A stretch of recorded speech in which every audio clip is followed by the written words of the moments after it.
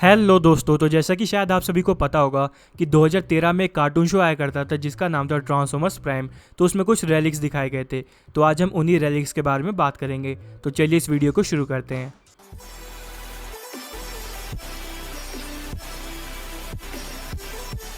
तो सबसे पहले तो ये क्वेश्चन आता है कि ट्रांसफॉर्मर्स के यूनिवर्स में आखिर रेलिक्स होते क्या हैं। तो ट्रांसफॉर्मर्स की जो टेक्नोलॉजी है वो इंसानों के मुकाबले काफ़ी ज़्यादा आगे है। तो इसी टेक्नोलॉजी की मदद से कई अलग अलग तरीके की चीज़ें बनाई गई है जिनमें कि अलग अलग तरीके की पावर्स हैं और इन्हें रेलिक्स कहा जाता है। इनका इस्तेमाल अच्छे के लिए भी किया जा सकता है और बुरे के लिए भी। और ऐसे ट्रांसफॉर्मर्स के यूनिवर्स में बहुत सारे रेलिक्स हैं और हम इन्हीं के बारे में बात करने वाले हैं। तो चलिए हम सबसे पहले रेलिक के बारे में बात करते हैं।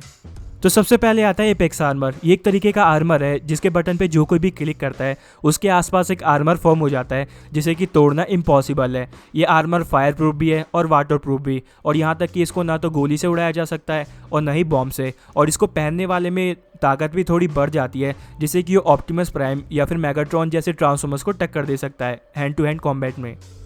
तो अब आता है फेस शिफ्टर। फेस शिफ्टर एक तरीके का डिवाइस है जिसको पहनने वाला किसी भी दीवार या किसी भी चीज़ के आर पार जा सकता है। और पर्सनली मुझे फेस शिफ्टर इसलिए पसंद है क्योंकि ट्रांसफॉर्मर्स प्राइम की सीरीज़ में इसे मेनली स्मोक स्क्रीन नाम का एक ट्रांसफॉर्मर यूज़ करता है जो इसे यूज़ करना बहुत ही अच्छे से जानता है। और जिस तरीके से वो इस डिवाइस को यूज़ करता है वो बहुत ही अच्छा है, इसलिए मुझे पसंद है। तो अब आता है फोर्ज ऑफ सोलस प्राइम। थॉर के हथौड़े के बाद ये मेरा सेकंड मोस्ट फेवरेट हथौड़ा है। तो जैसा कि हमें इसके नाम से पता चलता है फोर्ज ऑफ सोलस प्राइम किसे सोलस प्राइम नाम के एक ट्रांसफॉर्मर ने बनाया था। और यूँ तो ये हथौड़ा किसी आम ट्रांसफॉर्मर के हाथ में एक सिंपल सा हथौड़ा है, लेकिन जैसे ये हथौड़ा ऑप्टिमस प्राइम यानी कि किसी भी प्राइम के हाथ में लगता है तो इसकी पावर अनलॉक हो जाती है। और इसकी पावर की मदद से दुनिया की किसी भी टूटी हुई चीज़ को जोड़ा जा सकता है और किसी भी चीज़ को बनाया जा सकता है। यही इस हथौड़े की खास बात है। यहाँ तक कि जब ऑप्टिमस प्राइम मरने वाला था तो इसी हथौड़े की मदद से ऑप्टिमस प्राइम को वापस से जिंदा किया गया था। और वो जिंदा तो होता ही होता है, साथ ही साथ वो अपग्रेड भी हो जाता है। तो अब आता है स्पार्क एक्सट्रैक्टर। तो जिस तरीके से इंसानों के अंदर सोल यानी कि आत्मा होती है उसी तरीके से ट्रांसफॉर्मर्स के अंदर स्पार्क होता है। और यही स्पार्क एक्सट्रैक्टर की खास बात है कि अगर इसे एक जगह रख के उसे ऑन कर दिया गया तो इसके रेंज में जितने भी ट्रांसफॉर्मर होंगे उसकी सोल यानी कि स्पार्क ही निकल के आ जाएगा। और एक बार अगर किसी ट्रांसफॉर्मर के अंदर से उसकी स्पार्क निकल गई तो उसकी मैकेनिकल बॉडी किसी काम की नहीं है और वो वहीं के वहीं मर जाएगा। तो अब आता है स्टार जेवर।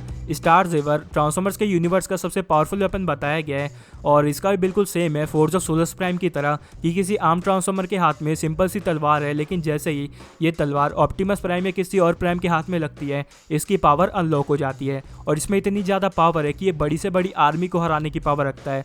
और हमने ट्रांसफॉर्मर प्राइम के टीवी शो में देखा था कि जैसे ये तलवार ऑप्टिमस प्राइम के हाथ में लगती है हम उसके चेहरे पे कॉन्फिडेंस देख सकते हैं। और मेगाट्रॉन की तो हालत ख़राब हो गई थी, इतनी ज़्यादा कि उसने सोचा कि क्यों ना हम भी अपनी एक तलवार बना लें। और उसने बनाई द डार्क एनर्जॉन की मदद से द डार्क स्टार जेवर, जिसको बनाने के बाद उसने ऑप्टिमस प्राइम से लड़ाई करी थी।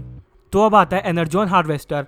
तो जिस तरीके से इंसानों को खाने की ज़रूरत पड़ती है उसी तरीके से ट्रांसफॉर्मर्स को एनर्जॉन की ज़रूरत पड़ती है। और जिस तरीके से हमें इसके नाम से ही पता चल रहा है एनर्जॉन हार्वेस्टर, इसके अंदर टन्स ऑफ एनर्जॉन को स्टोर किया जा सकता है और इसका इस्तेमाल एक वेपन के तौर पे भी किया जा सकता है किसी भी ट्रांसफॉर्मर के अंदर से सारा का सारा एनर्जॉन निकाल लेने से, जिससे कि वो ट्रांसफॉर्मर मर भी सकता है।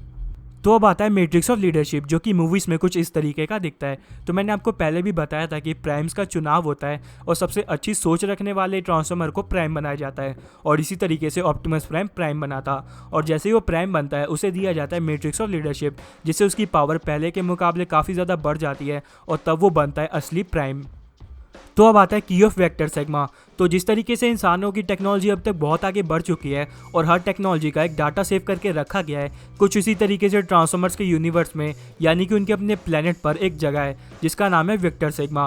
वहाँ पे सारा का सारा डाटा और इंटेलिजेंस स्टोर करके रखी गई है और ये उसकी चाबी है जिसका नाम है की ऑफ वेक्टर सेग्मा। और इसके बाद हमने ये भी देखा था कि ऑप्टिमस प्राइम की याददाश्त चली जाती है, उसके बाद सैम जाता है वेक्टर सिग्मा पर उसकी सारी की सारी इंटेलिजेंस और डाटा को वापस से लाने, जिस डाटा में प्राइम्स की याददाश्त भी होती है और इसी तरीके से ऑप्टिमस प्राइम की याददाश्त वापस आती है। तो अब आता है पोलैरिटी गॉन्टलेट। इस गॉन्टलेट को पहनने वाला मेटल की मैग्नेटिज्म पावर को कंट्रोल कर सकता है और हम जानते हैं कि सारे के सारे ट्रांसफॉर्मर्स मैग्नेट के ही बने हैं, तो एक बार उन्हें कंट्रोल कर लिया तो उनके साथ कुछ भी किया जा सकता है और यही इस गॉन्टलेट की खास बात है। तो अब आता है इमोबिलाइजर। ये एक अलग ही तरीके का वेपन है जो कि एक नीले कलर की बीम छोड़ता है और जिस भी ट्रांसफॉर्मर को ये बीम लगती है वो वहीं के वहीं फ्रीज हो जाता है, यानी कि उसके बाद से वो अपनी बॉडी को कंट्रोल नहीं कर सकता जब तक उसे एक और बीम नहीं लग जाती इमोबिलाइजर की। तो अब आता है टॉक्स-इन। ये एक अलग ही तरीके का जहर है ट्रांसफॉर्मर का और ये ट्रांसफॉर्मर के यूनिवर्स में सबसे तगड़ा जहर माना जाता है। इस जहर का अच्छे से इस्तेमाल किया जाए एक आर्मी के ऊपर तो ये पूरी की पूरी आर्मी को बीमार कर सकता है और वहीं के वहीं मार भी सकता है, और यही इस जहर की खास बात है, यानी कि टॉक्सिन की। तो अब बस इस वीडियो में इतना ही, और ट्रांसफॉर्मर के कौन से टॉपिक पे आप अगली वीडियो देखना चाहते हैं ये कमेंट करके ज़रूर बताइएगा, और मेरे चैनल को सब्सक्राइब और इस वीडियो को लाइक ज़रूर करिएगा। Thanks for watching this video. मिलते हैं आपसे अगली वीडियो में, तब तक के लिए बाय।